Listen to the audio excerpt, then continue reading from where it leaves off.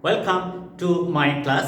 I am Abdul Salam, assistant teacher, Rajshahi Quality School, Rajshahi, Bangladesh. My dear viewers, we are discussing about right form of verbs. So I am going to do the same. Especially today, I am going to discuss about some important rules which are very necessary and which will help you to write English properly and nicely. So, I would like to discuss some important rules today.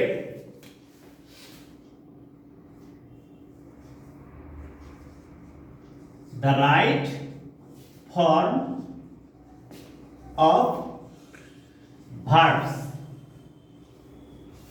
এটা আমাদের lecture 3।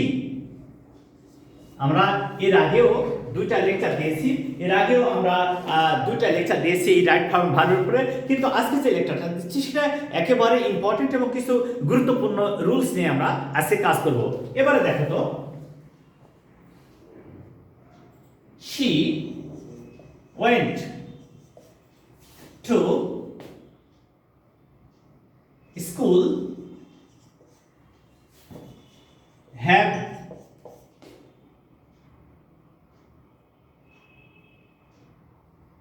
finish her homework. এখানে তোমরা যে বিষয়টা একেবারে সুন্দর করে দেখবা সেটা হচ্ছে যে এই সেন্টেন্স স্ট্রাকচারটা কি। এটা একটা সিম্পল সেন্টেন্স। কেন? এই সিম্পল সেন্টেন্সে একটাই সাবজেক্ট, একটাই ফাইনাইট ভার্ব থাকে। ওকে, সেই সূত্র অনুযায়ী এটা ঠিক আছে। এখানে কোনো কনজাংশন নাই, তাই এটা সিম্পল সেন্টেন্স। তাহলে কি? তারপরে আমরা দেখব যে একটা সিম্পল সেন্টেন্সে যদি মূল ভার্বের পরে আবার ভার্ব টু হ্যাভ, অর্থাৎ হ্যাভ হ্যাজ হ্যাড এরকম থাকে, অথবা তার আইএনজি ফর্ম থাকে, তাহলে হ্যাভ হ্যাজ হ্যাড এবং তার আইএনজি ফর্মের পরে যে ভার্ব বসবে তার পাস্ট পার্টিসিপল ফর্ম হবে। আর এই অবস্থাকে বলা হয় perfect participle. Have has had having এর সাথে আইএনজি যুক্ত করলে হ্যাভিং হয়। এবার দেখো তোমরা যে তাহলে কারেক্ট আনসারটা কি হবে, সেটা she went to school having finished her homework. এবারে দেখো তো, হ্যাভিং ফিনিশড এখানে তোমাকে বুঝতে হবে এই জিনিসটা যে আমরা যখন present perfect, past perfect, future perfect tense গঠন করি তখন কিন্তু সব সময় হ্যাভ হ্যাজ হ্যাড এর পরে ভার্বের পাস্ট পার্টিসিপল ফর্ম হয়। ওকে, দ্যাটস নাইস। ঠিক এই হ্যাভ হ্যাজ হ্যাড এর প্রেজেন্ট পার্টিসিপল ফর্ম হচ্ছে হ্যাভিং।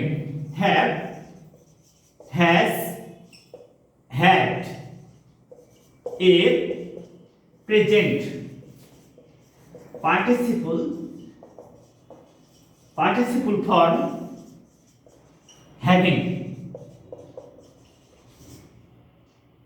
এর প্রেজেন্ট পার্টিসিপল ফর্ম হচ্ছে হ্যাভিং। দেখো কত সহজ এবং ইন্টারেস্টিং একটা ব্যাপার। যখনই সেন্টেন্সে আমরা হ্যাভ হ্যাজ হ্যাড দেখব, তারপরে ভার্বের সাথে ভার্বের পাস্ট পার্টিসিপল ফর্ম করি। ঠিক হ্যাভ হ্যাজ হ্যাড এর প্রেজেন্ট পার্টিসিপল ফর্ম হচ্ছে হ্যাভিং, তাহলে হ্যাভিং এর পরেও ভার্বের পাস্ট পার্টিসিপল ফর্ম হবে। এখন প্রশ্ন হলো যে হ্যাভিং হলো কেন এটা? ইয়েস, এটা আমারও প্রশ্ন। সেটা হলো যে একটা সিম্পল সেন্টেন্সে একটাই সাবজেক্ট, একটাই ফাইনাইট ভার্ব থাকে, এরপরে যে ভার্ব থাকবে সেই ভার্বের সাথে আইএনজি যুক্ত হবে। তাহলে এই ভার্ব টু হ্যাভ এর আইএনজি ফর্ম হচ্ছে হ্যাভিং। ভার্ব টু হ্যাভ এর আইএনজি ফর্ম হচ্ছে এই ভার্ব টু হ্যাভ এর আইএনজি ফর্ম হচ্ছে হ্যাভিং। যেহেতু হ্যাভ হ্যাজ হ্যাড এর পরে ভার্বের পাস্ট পার্টিসিপল ফর্ম হয়, হ্যাভিং এর পরেও ভার্বের পাস্ট পার্টিসিপল ফর্ম হবে। এই যে হ্যাভিং প্লাস ভার্বের পাস্ট পার্টিসিপল ফর্মকে বলা হয় পারফেক্ট পার্টিসিপল। হ্যাভিং প্লাস ভার্বের পাস্ট পার্টিসিপল ফর্মকে বলা হয় পারফেক্ট পার্টিসিপল। আশা করি তোমরা বুঝতে পারছো। আমি কিন্তু বারবার একটা রিকোয়েস্ট করছি তোমাদেরকে, সেটা প্রতিটা ভিডিও দেখবা, তাহলে আগের ভিডিওতে কি আলোচনা আছে সেই আলোচনার উপর ভিত্তি করে কিন্তু পরের ভিডিওগুলো হচ্ছে।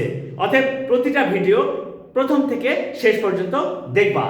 এবারে দেখো, আমরা তাহলে এই হ্যাভিং প্লাস ভার্বের পাস্ট পার্টিসিপল ফর্মকে পারফেক্ট পার্টিসিপল বলছি এবং এই কাজটা আমাদের শেষ হয়ে গেল। এরপরও যেটা আমরা কথা বলবো সেটা দেখো কি বলছে সেটা। এটা দেখো তো, it is many years, it is many years since she come here, come since. আচ্ছা, খুবই ইন্টারেস্টিং ব্যাপার এটা। দেখো, যদি সেন্টেন্সে সিন্স কনজাংশন আকারে বসে, যদি কোনো সেন্টেন্সে এই সিন্স কনজাংশন আকারে বসে, সিন্সের পূর্বে যদি প্রেজেন্ট টেন্স থাকে পরেরটা সিম্পল পাস্ট টেন্স হয়। সিন্সের পূর্বে যদি প্রেজেন্ট টেন্স থাকে পরেরটা সিম্পল পাস্ট টেন্স হয়, আর সিন্সের পূর্বে যদি পাস্ট টেন্স থাকে পরেরটা পাস্ট পারফেক্ট টেন্স হয়। আমরা একাধিক ক্রমে সেই কথা বলছি।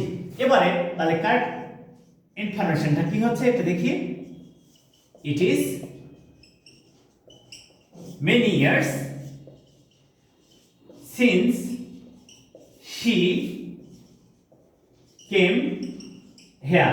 Came হয়ে গেল। তাহলে আমরা কি শিখলাম?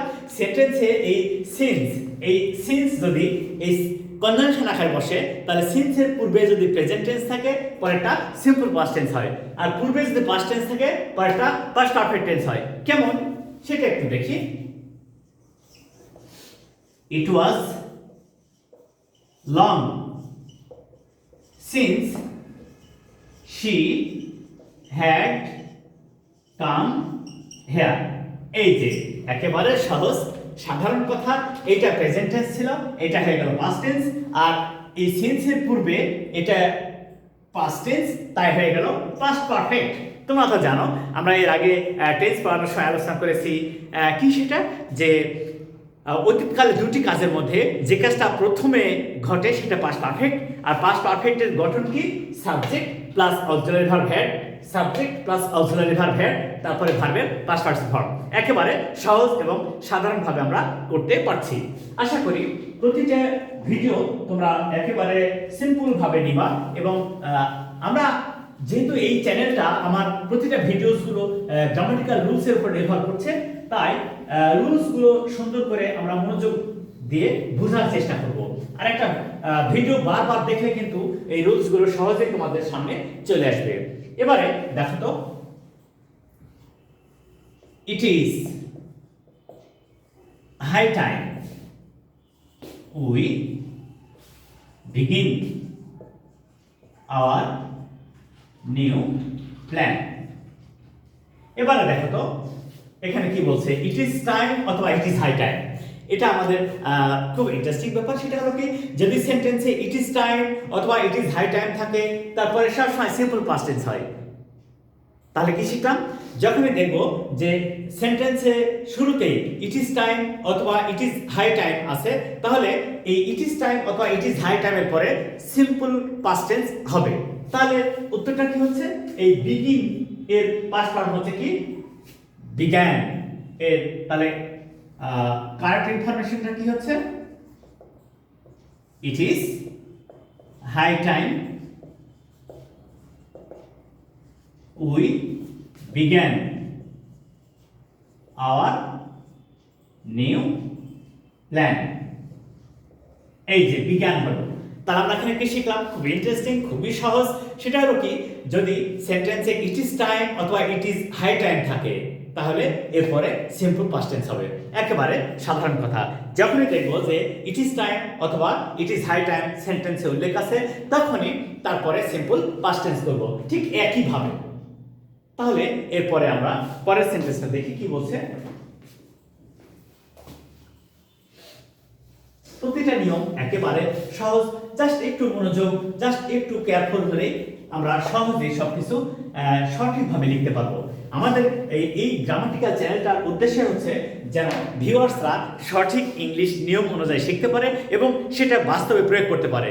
Hour main objective is to help you to be confident and smart in English. Okay, এরপর দেখো, হি talks as if, he talks as if he to be a minister, he talks as if he to be a minister, as if এখানে মজার ব্যাপারটা কি, যদি সেন্টেন্সে as if as though wish fancy থাকে, যদি সেন্টেন্সে as if as though wish fancy থাকে, তাহলে এদের দ্বারা অসম্ভব কল্পনার প্রকাশ পায়। বাস্তবে যেটা সম্ভব নয় কিন্তু কল্পনা করছে, বাস্তবে যেটা সম্ভব নয় সেটা কল্পনা করা হচ্ছে। তাহলে এই ধরনের সেন্টেন্সে আমরা দেখব, যদি সেন্টেন্সে as if as though wish fancy এগুলি কনজাংশন আকারে বসে, পূর্বেরটা প্রেজেন্ট টেন্স হলে পরেরটা সিম্পল পাস্ট টেন্স হবে, পূর্বেরটা পাস্ট টেন্স হলে পরেরটা পাস্ট পারফেক্ট টেন্স হবে। ওকে, তাহলে টু বি ভার্বের পাস্ট ফর্ম কি? ওয়াজ ওয়্যার। যেহেতু অ্যাজ ইফ অ্যাজ দো দ্বারা অসম্ভব কল্পনা প্রকাশ পায়, তাই যে কোনো সাবজেক্টের পরেই ওয়্যার বসে, যে কোনো সাবজেক্টের পরেই ওয়্যার বসে। তাহলে কেমন সেটা দেখো তো। হি talks as if he were a minister. He talks as if he were a minister. দেখো মজার ব্যাপারটা যে আমরা কিন্তু নরমালি যখন কোনো সেন্টেন্স লিখি তখন হি এর পরে ওয়াজ ব্যবহার করি, হি এর পরে ওয়াজ ব্যবহার করি, কিন্তু তা না।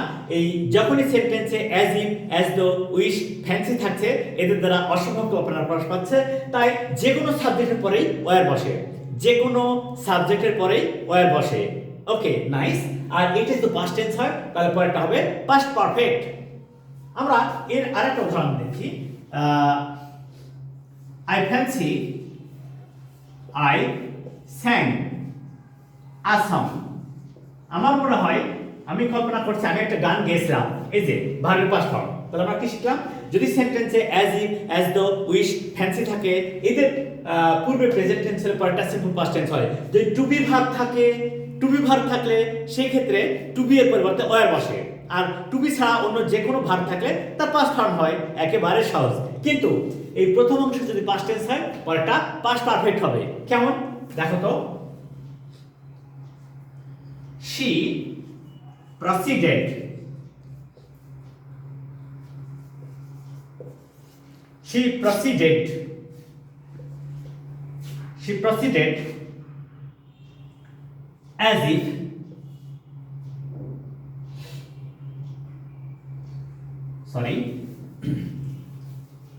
she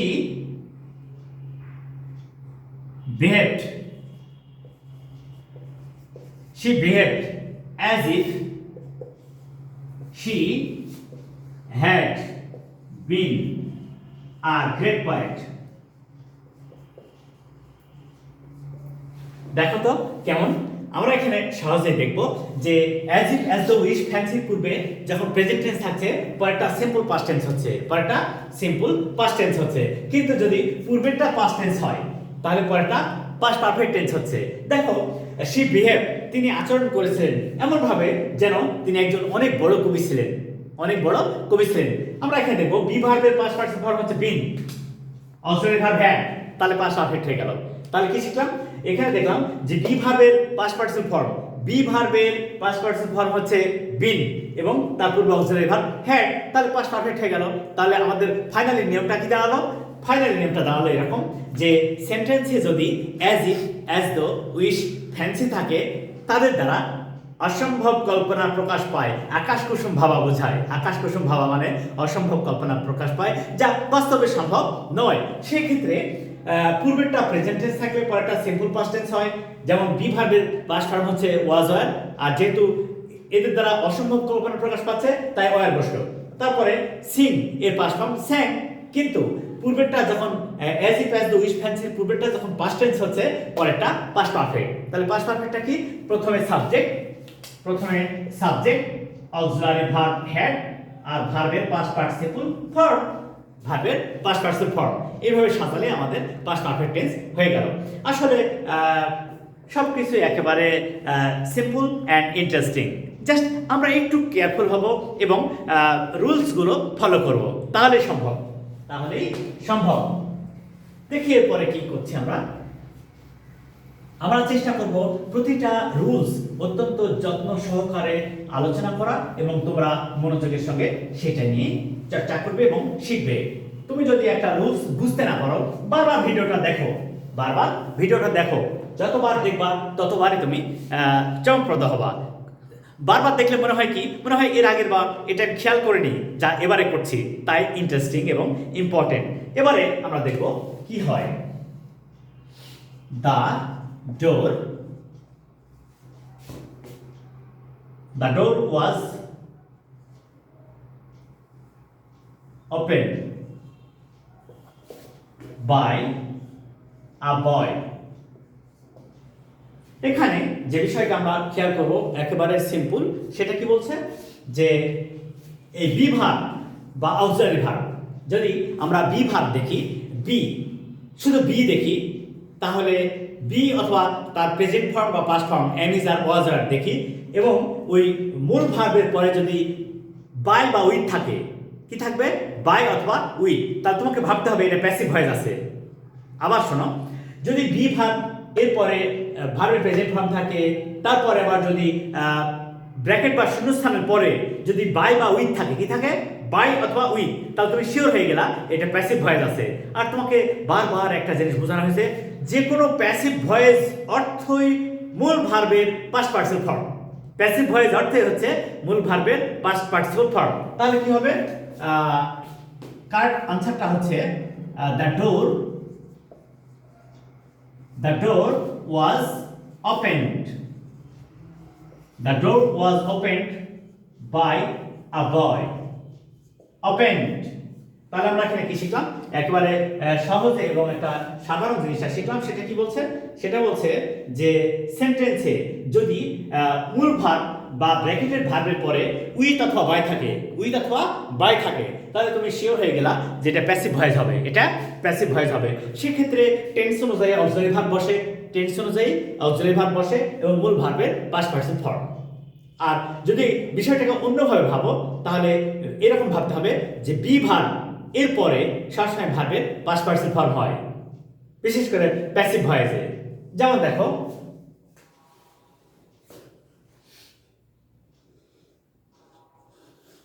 it will be finished. It will be finished by us. It will be finished by us. আমরা যখন ভয়েস চেঞ্জের কথা বলেছি তখনও বলেছিলাম যে মোডালসের পরে বি বসে, ভার্বের পাস্ট পার্টিসিপল ফর্ম বসে। আবার রাইট ফরওয়ার্ড ভার্বের যখন নিয়ম নিয়ে আলোচনা করছি তখনও কিন্তু একই কথা বলছি যে বি ভার্বের পরে যদি ভার্ব থাকে, বি এর পরে যদি ভার্ব থাকে এবং সেই ভার্বের পরে যদি উইথ অথবা বাই থাকে, আমি শিওর হয়ে গেলাম যে এটা ভার্বের পাস্ট পার্টিসিপল ফর্ম হবে, কারণ এটা প্যাসিভ ফর্মেই থাকবে। ওকে, নাইস। এরপরে আমরা পরের রুলসটা নিয়ে কাজ করছি, দেখো কিভাবে কাজ করা যায়।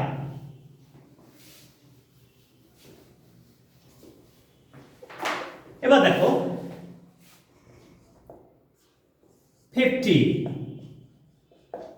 50 miles be a long way. 50 miles এটা প্লুরাল, এখানে বি ভার্ব। Okay, nice. আমরা এখানে যেটা আজকে আলোচনা করব সেটা বলছে নির্দিষ্ট দৈর্ঘ্য, সংখ্যা ও পরিমাণ। নির্দিষ্ট দৈর্ঘ্য, সংখ্যা ও পরিমাণের পরে ভার্ব সিঙ্গুলার ফর্ম হয়। আবার শোনো, নির্দিষ্ট দৈর্ঘ্য, সংখ্যা ও পরিমাণের পরে ভার্বের সিঙ্গুলার ফর্ম হয়। দেখো, আমরা এখানে দেখেছি 50 মাইলস, এটা প্লুরাল, কিন্তু সেটা তো নির্দিষ্ট বলা হয়নি যে 50 মাইলসের বেশি বা 50 মাইলসের কম বা প্রায় 50 মাইলস, তা কিন্তু বলা হয়নি। একবারে নির্দিষ্ট করে বলা হচ্ছে 50 মাইলস। তাহলে আমাদের নিয়ম কি বলছে, এখানে আমাদের রুলস বলছে নির্দিষ্ট দৈর্ঘ্য, সংখ্যা ও পরিমাণের পরে ভার্ব সিঙ্গুলার হয়। তাহলে ভার্বটা কি হবে দেখো তো, 50 miles is a long way. 50 miles is a long way. is হয়ে গেল, যদিও এটা প্লুরাল কিন্তু নির্দিষ্ট পরিমাণ, এই জন্য ভার্বটা হলো সিঙ্গুলার। তাহলে আমরা কি শিখলাম, নির্দিষ্ট দৈর্ঘ্য, সংখ্যা ও পরিমাণ। নির্দিষ্ট দৈর্ঘ্য, সংখ্যা ও পরিমাণের পরে ভার্ব সিঙ্গুলার হয়। নির্দিষ্ট দৈর্ঘ্য, সংখ্যা ও পরিমাণের পরে ভার্বটা হবে সিঙ্গুলার। আশা করি তোমরা বুঝতে পেরেছো যে কত সহজে আমরা একটা বিষয় নিয়ে আলোচনা করতে পারি এবং কত সহজে আমাদের কাজটা সম্পন্ন করতে পারি। আমাদের রাইট ফর্ম অফ ভার্বস নিয়ে আরও অনেক আলোচনা আছে, ব্যাপক আলোচনা আছে। আশা করি তোমরা প্রতিটা ভিডিও ফলো করবে এবং আমাদের এই কাজটাকে সাফল্যমণ্ডিত করবে। কিভাবে? তোমাদের ভালোভাবে শেখার মাধ্যমে। তোমরা যখন ভালোভাবে শিখে স্মার্ট হওয়া, অ্যাক্টিভ হওয়া আর স্কিলড হওয়া, চমৎকার ইংলিশ বলতে পারবা এবং লিখতে পারবা, তখন আমাদের সার্থকতা। ওকে, থ্যাংক ইউ অল। আমার ভিডিওগুলো ফলো করো, লাইক করো, কমেন্ট করো এবং সাবস্ক্রাইব করো। তোমাদের ফ্রেন্ডসদেরকে এটা শেয়ার করে দাও যাতে তারাও শিখতে পারে এবং তোমার দ্বারা তারাও উপকৃত হয়। ওকে, থ্যাংক ইউ অল। আসসালামু আলাইকুম।